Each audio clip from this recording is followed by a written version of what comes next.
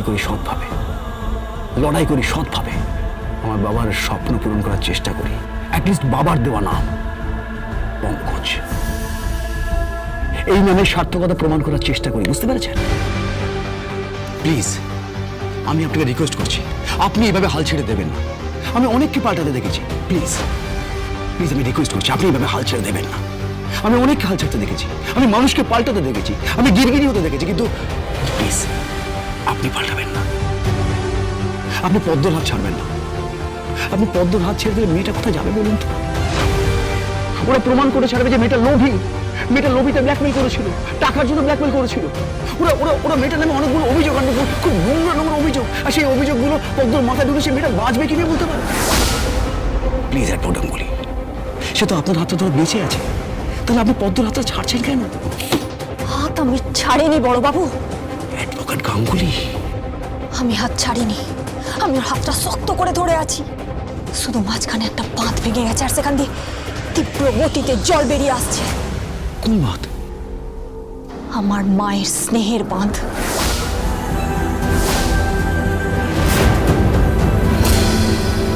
কি? হ্যাঁ বড়বাবু, আমার মায়ের স্নেহের বাঁধ ভেঙে গেছে, আর সেই সফট জায়গাটায় কেউ হাত দিয়ে মাকে বস করার চেষ্টা করছে। আর শুধুমাত্র সেই জন্য আপনার মনে হচ্ছে যে চিত্রটা পাল্টে গেছে, কিন্তু চিত্রটা পাল্টায়নি, চিত্রটা পাল্টাতে পারে না। আমি অ্যাডভোকেট গাঙ্গুলি, খুন জখম রাহাজানি চুরি বাটপাড়ি শ্লীলতাহানি, একটাই নাম, গীতা LLB।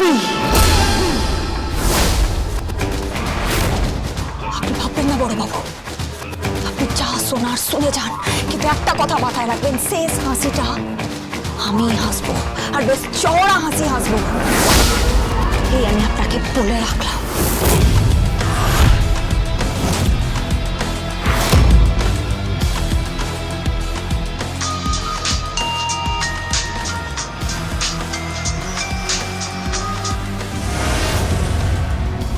হ্যালো, কিরণকান্তি ব্যানার্জি বলছি, অ্যাডভোকেট গাঙ্গুলি। আমার মেয়ের আশীর্বাদ, আপনাকে নেমন্তন্ন করতে যাব। আরে না না না, আপনি না হলে তো আমার মেয়ের আশীর্বাদটা অসম্পূর্ণ হয়ে যাবে। হ্যাঁ, না না, আমি আপনার বাড়িতে সশরীরে যাব নেমন্তন্ন করতে। হ্যাঁ, মুখ সামলে কথা বলুন বাবুসোনার বাবা, মুখ সামলে কথা বলুন, আর কোনোদিন আমাকে ফোন করবেন না, কোনোদিন নয়।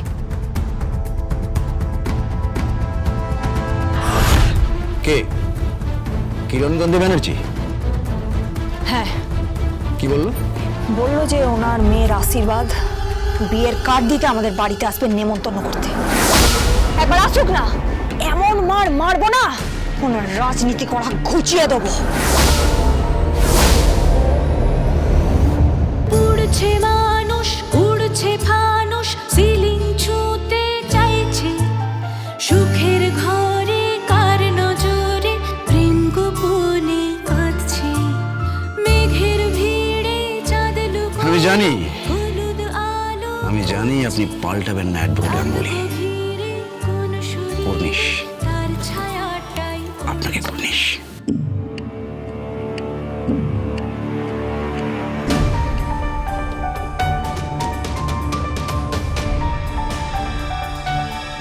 বলছিলাম সাত্বিক, তুই স্বস্তিককে নিয়ে না কাল ড্রেসের ট্রায়ালটা দিয়ে আসিস। ওর জন্য কমপ্লিট স্যুট রেডি করা হয়েছে। আচ্ছা, ওই স্যুট টুট গুলো করতে গেলে কেন? তো ধুতি পাঞ্জাবি পরতে পারতো। আরে না না না, তুমি না এসব বুঝবে না, জানো তো? তুমি না সত্যি এবার বুড়ো হয়ে গেছো। একটু থামো তো তুমি। ধুতি পাঞ্জাবি পরে নাকি আশীর্বাদ হবে? আরে বাবা, রিং সেরেমনি হবে, স্যুট বুট পরবে, গান বাজনা হবে, বাড়ির সব মেয়েরা নাচবে গাইবে, তাই তো? হ্যাঁ, আমরা তো পারফর্ম করব। ধুতি পাঞ্জাবি পরে নাচবে? না না, এই ধুতি পাঞ্জাবি টাচবে এসব কিছু চলবে না। কি ব্যাপার, বড়দা আসেনি? কিছুই তো খবর রাখো না তুমি। হ্যাঁ, ওর আর কি, সকাল থেকে রাত অবধি অফিস করছে, তারপর এখানে এসে বসে বসে সব মানুষদের উপদেশ দিচ্ছে। প্লিজ মেজ বৌদি, এইভাবে কথা বলো না। আমি শুধু জানতে চেয়েছি বড়দা কোথায়, কোনো অপরাধ করেছি নাকি? দাদা কোনো অপরাধ করনি, দাদার শরীর খুব খারাপ, বিপি প্রচন্ড বেড়েছে, তাই দাদা কিছু খাবে না আজকে রাত্রিবেলা।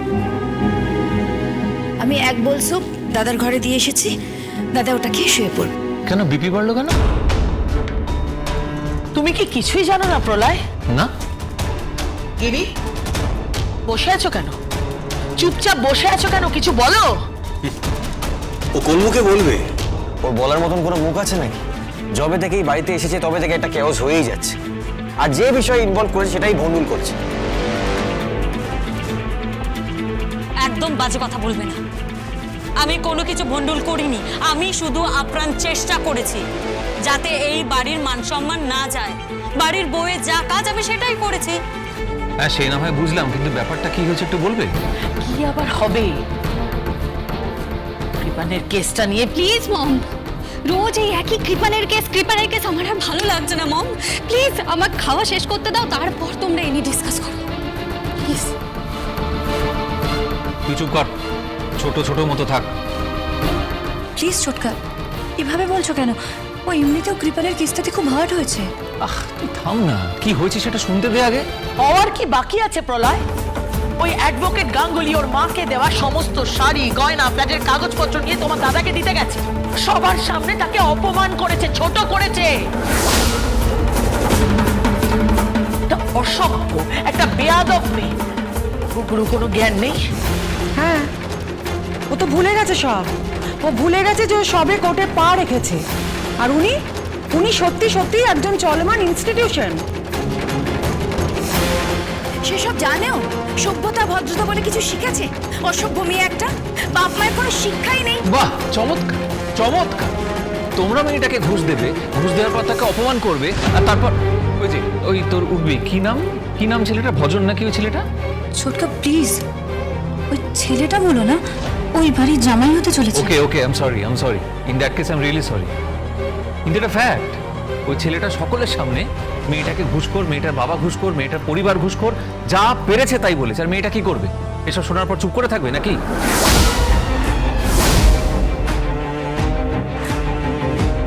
তোমায় কে বললো এসব? কে আবার বলবে? ভজন বড় মুখ করে বলছিল তো। এই বাড়ির কারোর কিছু তো বলতে বাকি নেই। আমি একটা কথা বুঝতে পারছি না যে কৃপানের সঙ্গে এত সমস্যা হচ্ছে। কৃপান একটা অত্যন্ত অভদ্র ছেলে যে ড্রাঙ্ক অবস্থায় ওই মেয়েটা শ্লীলতাহানি করেছে। আর মেয়েটা হচ্ছে আমাদের বাড়িরই পরিচারিকা। অথচ এত কিছুর পরেও তার পরিবারের সঙ্গে আমাদের রিলেশন রাখার দরকারটা কি? খারাপ তো অ্যাডভোকেট গাঙ্গুলি পরিবার নয়, খারাপ তো কৃপানের পরিবার। প্লিজ ছোটকা, প্লিজ এরকম করে বলো না, আমার আর শুনতে ভালো লাগছে না। এসব কিছুই হতো না যদি গিনি এসব উল্টোপাল্টা প্ল্যান না করতো। যা হয়েছে সব গিনির জন্য। গয়না বাড়ি দিতে গেছে না, বোঝো ঠেলায় সামলাও এবার। উপরে বাবা অসুস্থ হয়ে বসে আছে আর তুমি এখানে বসে বসে ডিনার করছো, একেবারে চোখ চোষ্য লেজ জপে।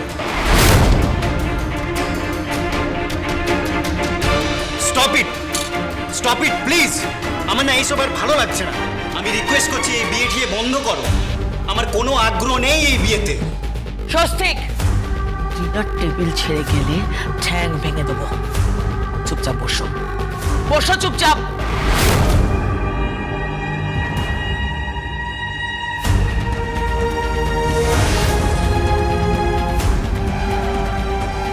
ভুলে যেও না স্বস্তিক, মা বাবা কিন্তু এখনো তোমার জীবিত আছে। আর ডিনার টেবিলের কতগুলো ম্যানার্স আছে সেগুলোকে মেনটেন করো। একদম কোনো অসভ্যতামো করবে না।